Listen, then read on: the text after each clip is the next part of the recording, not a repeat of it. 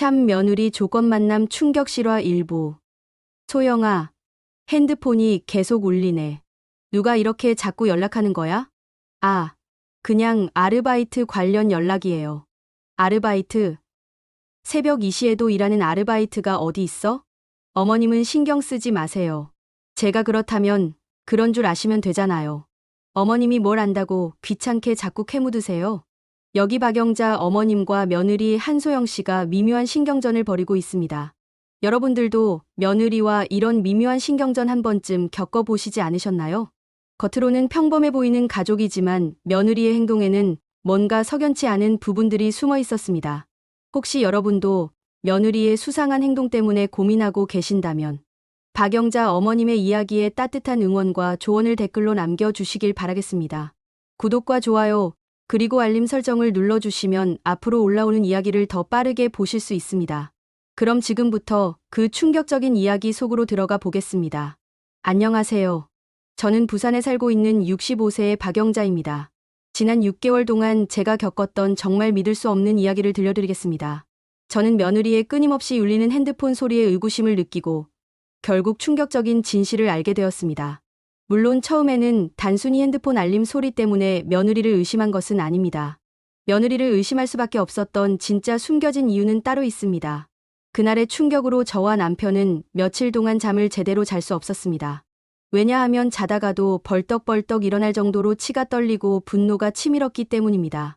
저희가 며느리의 정체를 폭로할 수밖에 없었던 그 충격적인 이유는 과연 무엇일까요? 저희 며느리 한소영은 겉보기에는 참 점잖고 얌전한 아이였습니다. 결혼 초기에는 저희에게도 예의 바르게 인사하고 명절 되면 간소하지만 정성스러운 선물도 준비해왔죠. 하지만 결혼 2년 차부터 뭔가 이상한 점들이 눈에 띄기 시작했습니다. 첫 번째로 눈에 띈 것은 며느리의 핸드폰이었습니다. 새해가 되어 큰아들 내외가 저희 집 1층으로 내려왔습니다. 딸과 사위도 와서 다 함께 새해를 맞이하던 때였죠. 2층에서 생활하는 며느리가 1층 거실에 내려와 있었는데 한시도 손에서 휴대폰을 내려놓지 않았고 하루 종일 쉴 새 없이 울려대는 알림음 때문에 조용한 집안이 시끄러울 지경이었어요. 소영아, 핸드폰이 너무 자주 울리는 것 같은데 괜찮니? 아, 이거요? 저 요즘 인터넷에서 쇼핑몰 관리 아르바이트를 하고 있거든요. 고객들 문의가 올 때마다 빨리 답변해줘야 저한테 떨어지는 수수료가 많아서 바로바로 답변해줘야 해요. 그래. 근데 새벽에도 핸드폰 진동 소리가 계속 울리던데. 해외 고객들도 많이 있어서요. 우리나라랑 시차 때문에 늦은 시간에도 연락이 많이 와요. 처음엔 대수롭지 않게 넘어갔습니다. 의심보다는 오히려 늦게까지 일하는 며느리의 건강이 걱정이 되었고 외벌이 아들을 도와 조금이라도 집안의 보탬이 되려는 며느리를 보며 고맙고 미안한 마음이 들었죠.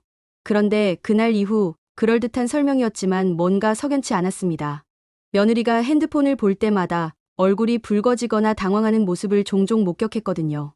두 번째로 이상했던 점은 며느리의 갑작스러운 사치였습니다. 제 아들 박민수는 중소기업에 다니는 평범한 직장인입니다. 월급이 많은 편도 아니고 전세 자금을 마련할 때까지 저희 집 2층에서 생활하고 있어서 경제적으로 여유롭지 않은 상황이었어요. 원래 2층은 세를 뒀었는데 아들이 결혼하면서 들어와 살게 되었거든요. 그런데 며느리는 어느 순간부터 눈에 띄게 화려해지기 시작했습니다. 소영아, 그 가방 새로 산 거니? 정말 참 예쁘네. 아, 이거 저번 달 아르바이트 돈 들어온 거로 샀어요. 요즘 아르바이트가 잘 되나 보네. 다행이다. 그럼요. 어머님이 생각하시는 것보다 엄청 잘 벌리죠. 하지만 며느리가 들고 다니는 가방들과 시계, 그리고 입고 다니는 옷들을 보면 아르바이트 수입으로는 감당하기 어려워 보이는 것들이었습니다.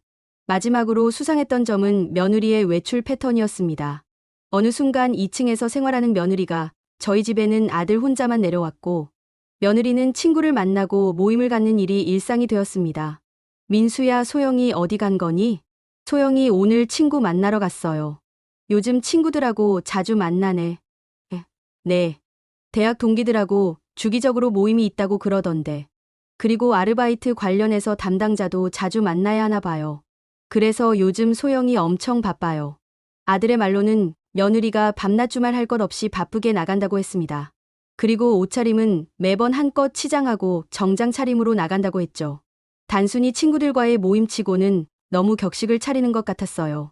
결정적으로 의심이 든 것은 지난 3월의 일이었습니다. 며느리가 감기에 걸려 며칠 동안 집에서 쉬고 있을 때였어요. 저는 죽을 끓여서 2층으로 가져다 주었습니다. 소영아, 내가 죽 좀 끓여왔어.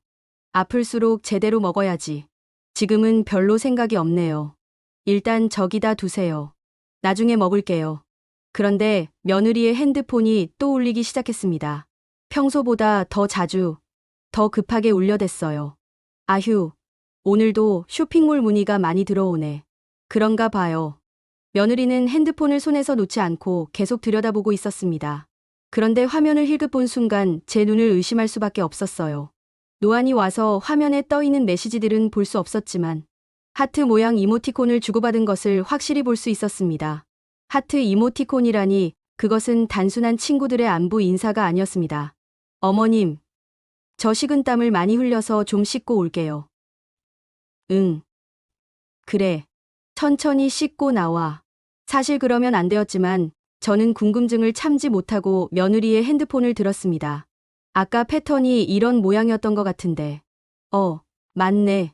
카톡에는 담당자, 고객님, 팀장님 같은 사람들과의 대화 목록들이 빼곡했습니다. 수많은 대화 목록창을 보고 저는 당황할 수밖에 없었습니다. 오늘 몇 시에 만날까요? 장소는 어디로 할까요? 돈은 얼마나 준비하면 될까요?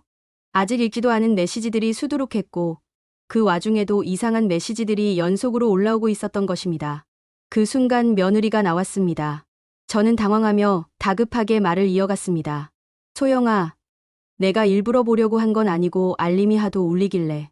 근데 너 혹시 무슨 일 하는 거니? 메시지가 좀 이상하던데. 어머님 왜 남의 핸드폰을 함부로 보세요?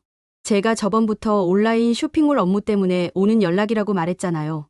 며느리는 급하게 핸드폰을 뒤집어 놓으며 당황한 기색을 보였습니다.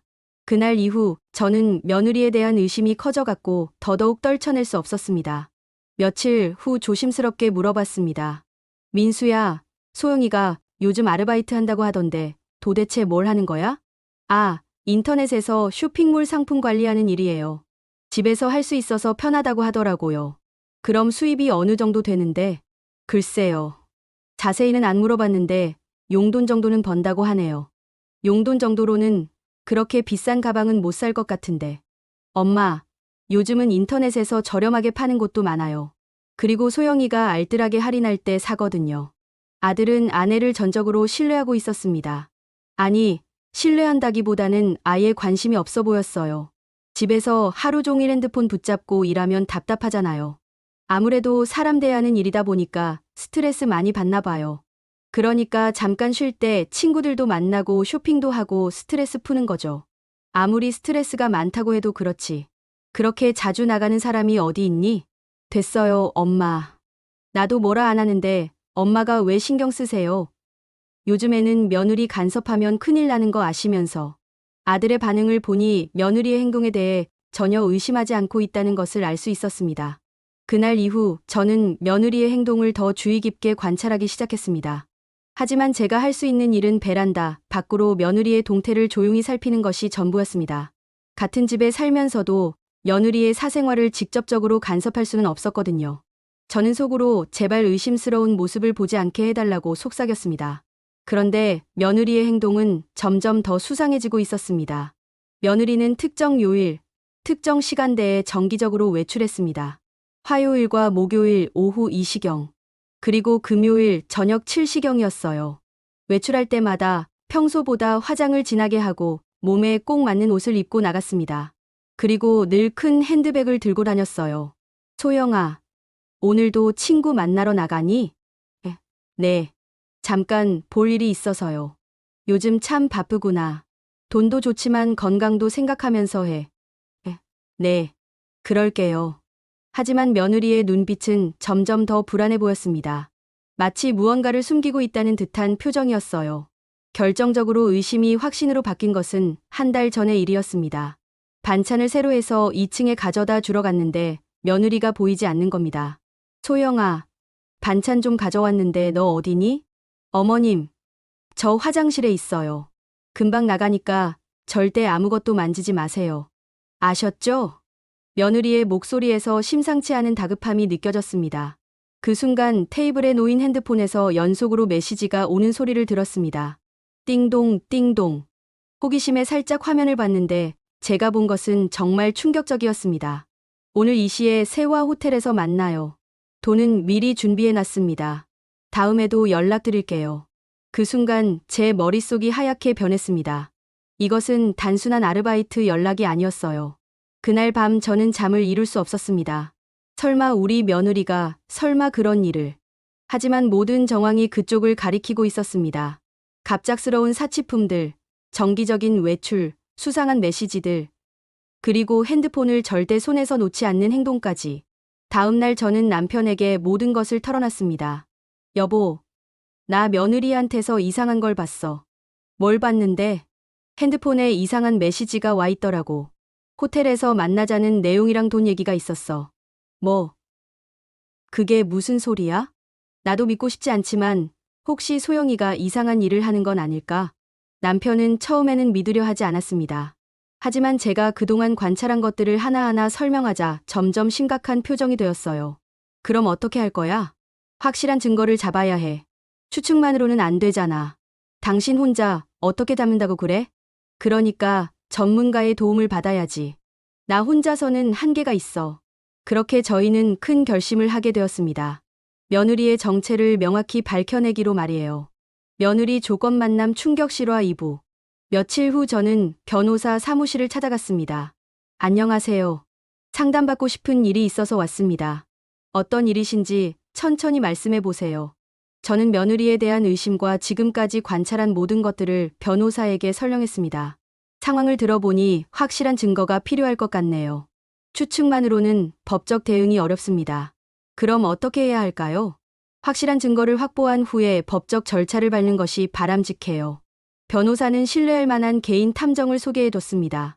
안녕하세요. 강수호 탐정입니다. 주로 이런 사건을 전문으로 다루고 있습니다. 정말 모든 걸 다 찾아주시나요? 네. 절 한번 믿어보세요. 강 탐정은 차분하고 신뢰감이 가는 사람이었습니다. 구체적으로 어떤 것들을 찾아주시나요? 며느리가 누굴 만나는지, 어딜 가는지 필요하다면 현장 사진도 촬영합니다. 물론 모든 과정은 합법적인 범위 내에서 진행됩니다. 그럼 비용은? 일주일 정도 조사하는데 100만 원 정도면 됩니다. 확실한 증거를 잡을 수 있도록 최선을 다하겠습니다. 그렇게 개인 탐정 강수호 씨에게 의뢰한 지 일주일이 지났습니다. 그동안 저는 평소와 다름없이 지내려고 노력했지만 마음 한편으로는 계속 불안했어요. 혹시 제가 며느리를 잘못 의심하고 있는 건 아닐까 하는 생각도 들었거든요. 그런데 강 탐정에게서 연락이 왔습니다. 어머님, 조사가 끝났습니다. 내일 오후에 뵙고 결과를 말씀드리겠습니다. 그래요? 우리 며느리 뭐 하고 다녔어요? 전화로는 말씀드리기 어려운 내용입니다. 직접 만나서 보여드릴 것들이 있어요. 강 탐정의 목소리가 평소보다 무거웠습니다. 다음 날 오후 저와 남편은 강 탐정 사무실을 찾았습니다. 강 탐정은 책상 위에 두꺼운 파일을 올려놓았습니다. 결론부터 말씀드리면 어머님의 의심이 맞았습니다. 그게 무슨 말씀이세요? 한소영 씨는 조건 만남을 하고 있었습니다. 그것도 상당히 체계적으로 말이죠. 저는 머리가 하얗게 변하는 기분이었습니다. 설마 했던 일이 현실이 되어 버린 것입니다. 강 탐정이 파일을 열자 그 안에는 수십 장의 사진들이 들어 있었습니다. 첫 번째 사진은 며느리가 한 중년 남성과 호텔에 들어가는 모습이었습니다. 이건 화요일 오후 2시경 세화 호텔 앞에서 찍은 사진입니다. 이 남성과는 정기적으로 만나고 있었습니다. 두 번째 사진은 며느리가 다른 남성과 손을 잡고 걷는 모습이었습니다. 이건 목요일 저녁 7시경. 이 남성과는 식사 후 인근 모텔로 들어갔습니다. 세 번째 사진은 며느리가 어떤 남성으로부터 봉투를 받는 모습이었습니다. 이건 돈을 주고받는 장면이고요. 금요일 오후에 촬영했습니다. 저는 사진을 보는 내내 숨이 막혔습니다.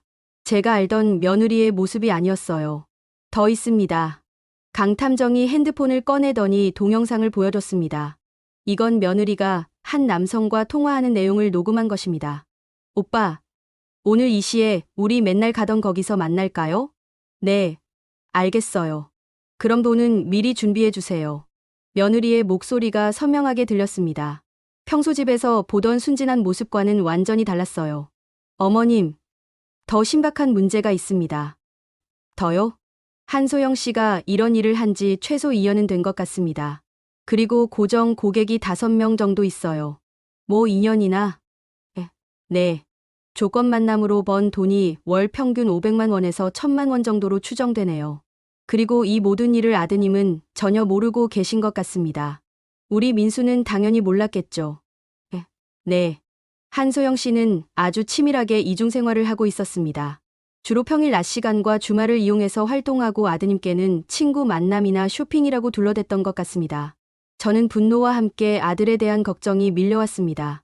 우리 순진한 아들이 이런 일을 알게 되면 얼마나 충격을 받을까요? 강탐정이 태블릿을 보여줬습니다. 그런데 더 충격적인 건 며느리가 SNS에 가짜 프로필을 만들어서 더 많은 고객을 모집하고 있다는 것입니다. 화면에는 며느리의 SNS가 떠 있었는데 프로필 사진부터 노출이 심한 옷차림이었어요. 소영이와 달콤한 시간이라는 제목으로 계정을 운영하고 있습니다. 여기서 새로운 고객들과 연락을 주고받고 있어요. 저는 더 이상 볼 수가 없었습니다. 내가 알던 며느리는 진짜 존재하지 않았던 것 같았어요. 우선 이정민 변호사님과 상의해 보시는 것이 좋겠습니다. 간통죄는 폐지되었지만 민사상 위자료 청구는 가능합니다. 위자료요? 강탐정은 아들이 정신적 피해를 입었다는 것을 증명할 수 있고 이혼 시 재산 분할에서도 유리한 위치를 점할 수 있다고 말했습니다. 저희는 곧바로 이정민 변호사를 찾아갔습니다. 우선 아드님께 이 사실을 알려야 합니다. 그리고 이혼 절차를 밟는 것이 바람직해 보입니다. 민수가 너무 충격받을 것 같아서. 어머님 마음은 이해하지만 이런 상황을 계속 숨길 수는 없습니다. 오히려 시간이 지날수록 아드님의 피해가 더 커질 수 있어요. 변호사의 말이 맞았습니다. 아들에게 진실을 말해야 했어요. 그날 저녁 저는 아들을 1층으로 불러내렸습니다. 민수야, 엄마가 너한테 할 말이 있어. 뭔데요? 그렇게 심각하게? 저는 강탐정이 준 사진들을 아들 앞에 펼쳐 놓았습니다. 이거 뭐예요? 아들이 사진을 보는 순간 얼굴이 창백해졌습니다. 이게 소영이라고요? 그래. 내 아내 한소영이야. 저는 소영이가 지난 2년 동안 아들을 속이고 조건 만남을 해왔다는 사실을 말해주었습니다. 아들은 한동안 말을 하지 못했습니다. 그저 사진을 번갈아 보며 믿을 수 없다는 표정을 지었어요. 거짓말이에요. 소영이가 그럴 리 없어요. 엄마라고 이런 걸 찾아내고 싶었겠니? 하지만 더 이상 속을 수는 없었어. 저는 아들에게 강탐정의 모든 자료를 보여줬습니다. 사진, 동영상, 통화 녹음, SNS 계정까지. 그럼 소영이가 벌어온 돈이 그거야? 다 그런 식으로 번 돈이야. 아들이 무너지기 시작했습니다. 아들은 머리를 감싸주며 주저앉았습니다. 그 순간 2층에서 며느리가 내려왔습니다. 어머님, 민수 오빠 왜 이래요? 며느리는 아직 자신의 비밀이 탄로난 것을 모르고 있었어요. 소영아, 너 앉아봐. 저는 차분하게 며느리를 불렀습니다. 이게 뭔지 아니? 며느리가 테이블 위의 사진들을 보는 순간 얼굴이 하얗게 질렸습니다. 아, 지금 저 뒷조사하신 거예요? 2년 동안 우릴 잘 속였더구나. 어머님, 제가 설명을. 뭘 설명해? 내가 조건 만남한다는 거. 아니면 인터넷에서 남자들 꼬신다는 걸? 그래요. 저 그런 일 했어요. 소영아.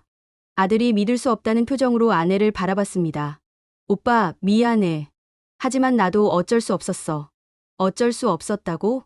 오빠 월급으로는 내가 원하는 생활을 할 수 없잖아. 명품도 사고 싶고 비싼 레스토랑에서 밥도 먹고 싶었는데.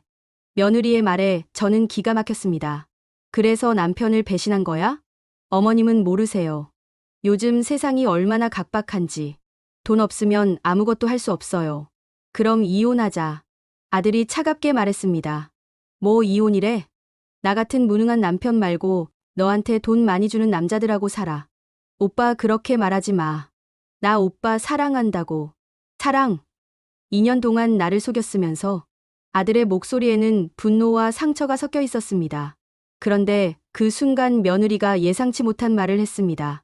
그래, 알겠어. 이혼해도 좋아. 하지만 조건이 있어. 조건? 감히 그런 짓을 해놓고 조건이라고? 제가 번 돈으로 산 물건들은 제가 가져갈 거예요. 그리고 위자료도 받을 거고요. 뭐 위자료를 받아? 어머님, 법적으로 보면 저도 피해자예요. 남편이 경제적으로 부양 의무를 제대로 못했으니까요. 그리고 제가 조건 만남을 한 것도 사실이지만 간통죄는 이미 폐지됐잖아요. 법적으로 처벌받을 일도 아니고요. 며느리는 마치 이미 다 계획해둔 것처럼 말했습니다. 너 정말, 난 화려하게 살고 싶었어. 이런 식으로 궁상스럽게 살고 싶지 않았다고. 저는 며느리의 뻔뻔함에 말문이 막혔습니다. 하지만 그때 이정민 변호사가 미리 알려준 것이 떠올랐어요. 소영아, 내가 인터넷으로 여러 남자들 만났다는 증거가 다 있어. 그게 뭐야? 이건 단순한 불륜이 아니라 범죄야. 며느리의 얼굴이 굳어졌습니다. 뭐라고요? 강탐정이 내 SNS 계정이랑 거래 내역을 다 확보해뒀어. 며느리는 이제서야 자신이 얼마나 심각한 상황에 처했는지 깨달은 것 같았습니다. 며칠 후 저희는 이정민 변호사와 함께 경찰서를 찾았습니다. 담당 형사는 강탐정이 수집한 증거들을 꼼꼼히 살펴봤습니다. 증거가 확실하네요. 정식으로 수사를 진행하겠습니다. 며느리는 결국 법의 심판을 받게 되었습니다.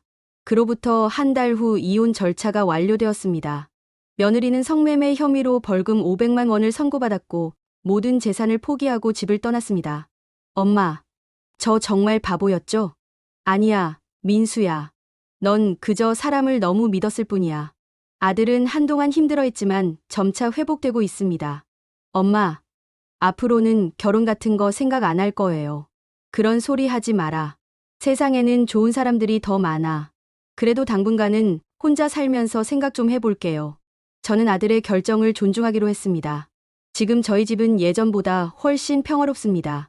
아들은 2층에서 혼자 조용히 지내고 있고 저와 남편은 1층에서 여유롭게 생활하고 있어요. 가끔 아들이 내려와서 함께 밥을 먹으며 이야기를 나누는 시간이 가장 소중합니다. 엄마, 그때 엄마 아니었으면 전 계속 속고 살았을 거예요. 내 아들 속는 꼴을 어떻게 그냥 보고만 있겠니? 감사해요. 진실을 알게 해주셔서. 몇 개월이 지나면서 아들 민수는 조용히 2층에서 혼자 생활하며 일상을 회복해 나가고 있었어요.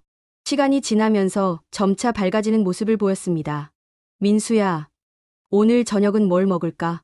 엄마, 저 오늘은 회사 동료들이랑 저녁 약속이 있어요. 그래, 요즘 부쩍 외출이 잦아졌네. 예전에는 소영이 때문에 친구들도 잘 못 만났는데 이제 자유롭게 지낼 수 있어서 좋아요. 아들이 사람들과 다시 어울리는 모습을 보니 저도 안심이 되었습니다. 어느 날 아들이 평소보다 일찍 퇴근해서 1층으로 내려왔습니다. 엄마, 저 말씀드릴 게 있어요. 뭔데? 그렇게 심각한 표정으로? 사실 요즘 만나는 사람이 있어요.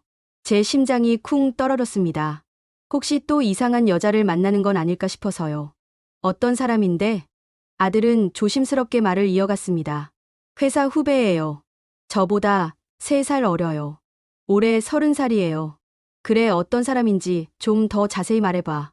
아들의 말에서 진심이 느껴졌습니다. 그런데 민수야, 엄마가 한번 만나볼 수는 없을까? 아들의 얼굴에 밝은 미소가 번졌습니다. 사실 그래서 말씀드리는 거예요. 지은이가 어머님께 인사드리고 싶다고 해서요. 이번에는 정말 괜찮은 사람인 것 같았습니다. 안녕하세요. 김지은입니다. 어머님께서 관절이 안 좋으시다고 들어서 좋은 영양제를 준비했어요. 그리고 이건 제가 직접 만든 김치예요. 첫인상부터 다른 사람이었어요. 화장도 진하지 않고 옷차림도 단정했습니다. 그리고 무엇보다 눈빛이 맑았어요. 손수 담은 김치라니. 요즘 젊은 사람들 중에 김치를 직접 담그는 사람이 얼마나 될까요? 어머님, 저는 과거보다는 현재 민수 오빠를 보고 있어요. 그리고 제가 한 가지 약속 드릴게요. 저는 절대로 민수 오빠를 배신하지 않을 거예요. 지은 씨의 말에 제 마음이 따뜻해졌습니다. 몇 주 후 지은 씨 부모님도 만나게 되었습니다. 지은 씨 부모님과 이야기를 나누면서 더욱 확신이 들었습니다. 두 가족이 모두 동의해서 내년 봄에 결혼하기로 했어요. 결혼 준비 과정도 예전과는 완전히 달랐습니다. 지은 씨는 모든 것을 저와 상의했고 제 의견을 존중해줬어요. 제 눈에서 행복한 눈물이 흘렀어요. 정말 고마운 며느리였습니다. 어느 날 민수가 예전 며느리 소식을 전해줬습니다. 엄마, 소영이가 감옥에서 나온 후에 또 똑같은 짓을 하다가 다시 잡혔대요. 별로 관심 없어. 우리랑은 상관없는 사람이야. 저는 별다른 감정이 들지 않았습니다. 이미 저에게 소영이는 과거의 일이었으니까요. 엄마, 정말 감사해요. 뭘 감사해? 엄마가 소영이 일을 밝혀내지 않았다면 전 지옥 속에서 살았을 거예요. 그럼 지은이도 만나지 못했을 테고. 그런 말 하지 마라. 다 지나간 일이야. 아니에요. 엄마가 용기를 내주셔서 저희가 지금 이렇게 행복할 수 있는 거예요. 감사해요, 엄마. 지금 저희 집은 매일이 즐겁습니다. 이런 며느리가 있을까 싶을 정도로 지은 씨는 완벽했습니다. 그리고 민수도 정말 많이 변했어요. 예전보다 훨씬 밝아졌고 가족을 더 소중히 여기게 되었습니다. 그리고 무엇보다 지은이는 약속을 지키고 있습니다. 결혼할 때 저에게 했던 약속들을 하나하나 모두 지키고 있어요. 항상 정직하고 민수를 진심으로 사랑하며 저를 친정 어머니처럼 대해줍니다. 정말 세심한 며느리입니다. 이런 며느리를 얻게 된 것이 얼마나 큰 복인지 모르겠어요. 그리고 이 모든 행복이 제가 용기를 내서 진실을 밝혀냈기 때문에 가능했다는 생각이 듭니다. 만약 그때 소영이의 행동을 그냥 넘어갔다면 우리 가족은 지금도 거짓 속에서 살고 있었을 거예요. 진실은 때로 아프지만 결국 더 큰 행복을 가져다 준다는 것을 깨달았습니다. 저는 이번 일을 통해 많은 것을 배웠습니다. 가족이라는 이름으로 모든 걸 덮고 넘어가서는 안 된다는 것. 그리고 때로는 냉정한 판단이 필요하다는 것을요. 며느리에 대한 의심이 들 때 많은 시어머니들이 혹시 내가 예민한 건 아닐까 하며 자신을 의심합니다. 하지만 어머니의 직감은 대부분 맞습니다. 의심이 든다면 정확한 사실을 확인하는 것이 중요해요. 저처럼 전문가의 도움을 받는 것도 하나의 방법이고 무엇보다 가족을 지키려는 용기가 필요합니다. 여러분도 저와 비슷한 상황이라면 혼자 끙끙 앓지 마시고 적극적으로 대처하시길 바랍니다. 우리 가족의 행복은 우리가 지켜야 하니까요. 마지막으로 이 이야기를 끝까지 들어주신 모든 분들께 진심으로 감사드립니다. 오늘의 이야기가 마음에 드셨다면 구독과 좋아요, 그리고 주변의 소중한 분들께 공유 한 번씩 부탁드리겠습니다. 여러분 모두의 가정에도 진실한 사랑과 행복이 가득하기를 기원합니다.